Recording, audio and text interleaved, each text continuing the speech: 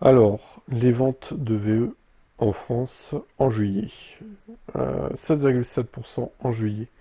Enfin, ça c'est le marché français qui reste en crise. 116 371 000 ventes. Les électriques se portent mieux. Le mois dernier, 19 547 voitures électriques ont été matriculées en France, en hausse de 14,8% en un an. Toutefois, le cumul des 2025 reste dans le rouge.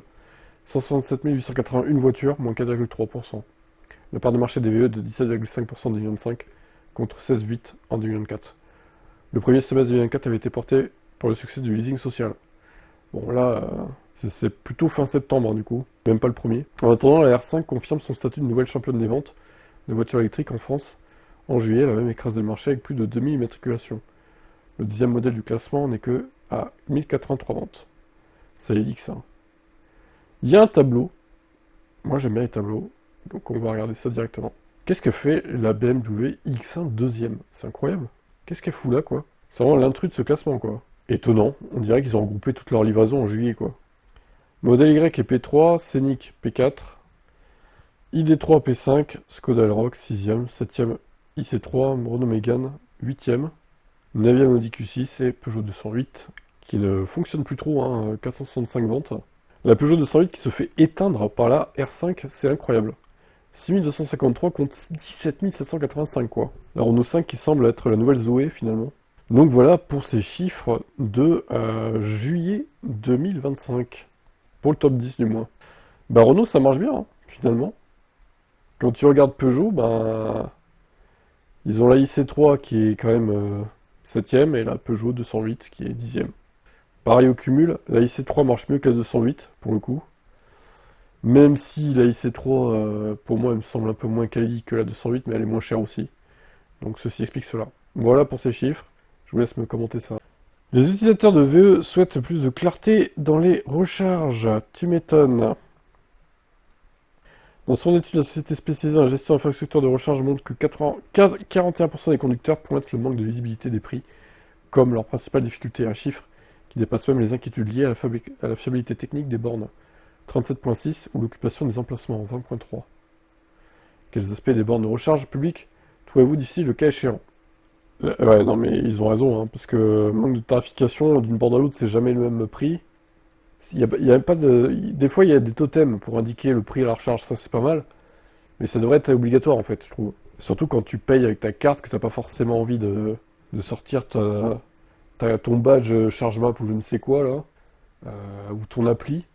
Tu payes avec ta carte bancaire, t'as envie de savoir combien ça va te coûter à la fin, quoi. D'avoir une estimation, que ça soit plus clair, que tu puisses anticiper en fait. Faut se mettre à la place des gens qui découvrent avec le VE et qui veulent faire comme les pompes à essence, quoi, au final. Fiabilité des chargeurs, deuxième option la plus votée, pour le coup. Emplacement de recharge occupé, difficulté à identifier les chargeurs spécifiques, aucun défi rencontré, ok. Ce manque de transparence génère de l'anxiété pour les électromobilistes, et malgré la démocratisation des voitures électriques, le problème ne semble pas s'arranger. Les appels à une régulation plus stricte se multiplient. Les conducteurs réclament un accès équitable à la formation tarifaire, quel que soit l'opérateur. Pour de nombreux conducteurs, cette clarté est la condition sine qua non qu'une adoption sereine et généralisée de la mobilité électrique. D'une adoption sereine et généralisée de la mobilité électrique, pardon. Ok. Je suis plutôt d'accord avec ceux qui ont voté, pour le coup. Voilà. Si vous voyez d'autres options qui seraient pas dans le graphique, n'hésitez pas à dire en commentaire. En fait, il faut vraiment se mettre à la place des gens qui veulent acheter un VE, mais qui sont encore un peu frileux. Ils veulent que ce soit pas compliqué. Ils veulent que ce soit simple. Ils veulent que ce soit comme le thermique. Ils accepteront peut-être que ce soit plus long de recharger une voiture électrique que de faire le plein de sa voiture thermique, mais ils veulent que ce soit simple et pas prise de tête. On peut comprendre, du coup. Alors, Leapmotor lance le B10, un SUV compact équivalent au Skoda Elroq et Renault Scénic, du coup. Le B10, alors il est au-dessus des 4,50 m, hein. Il est quand même assez gros, je trouve. Plus gros que le Scénic encore. Attendez les concessions européennes cet automne, il en dit plus sur sa gamme. Pour nos contrées, le B10 est équipé d'un bloc de 218 chevaux, 0 à 100 en 8 secondes, ce qui n'est pas un foudre de guerre non plus. Deux batteries sont au menu, la plus petite a une capacité de 56,2 kWh, avec elle, le moteur annonce une autonomie de 361 km de LTP. Et ensuite une batterie de 67 kWh, avec à la clé une autonomie de 434 km.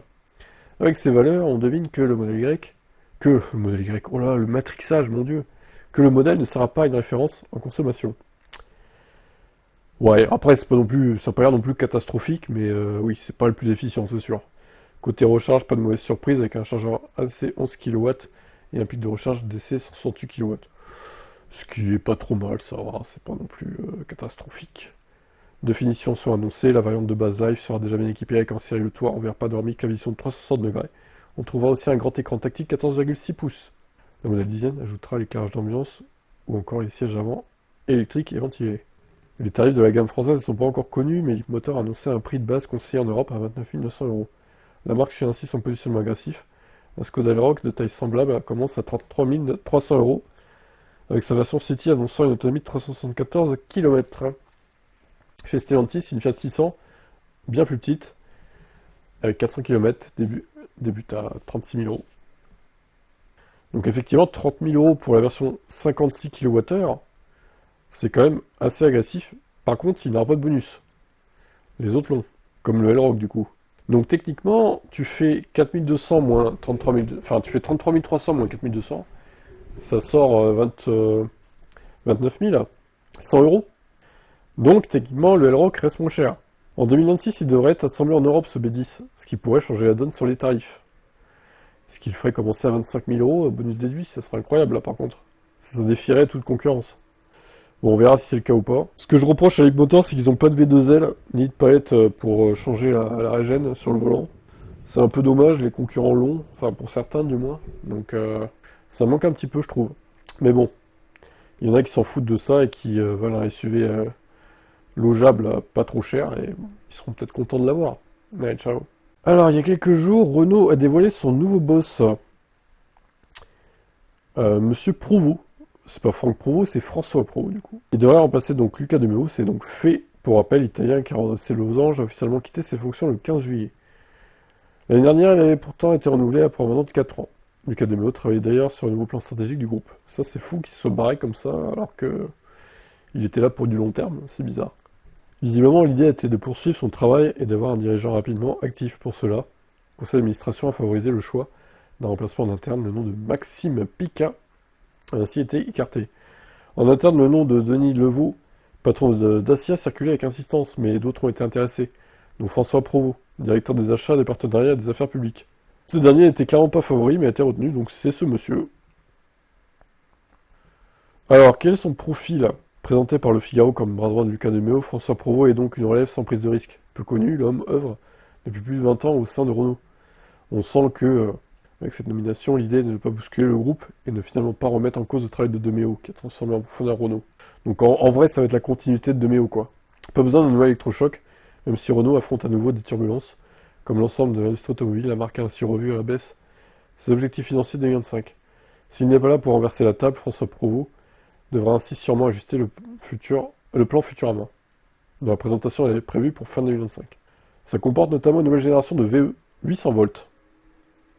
Bon voilà, après il y a tout son CV détaillé, voilà, si vous voulez voir. Je vous laisse défiler, je vous laisse mettre pause pour lire tout ça. Bon, il a un CV bien garni, hein, franchement, je pense qu'il fera l'affaire.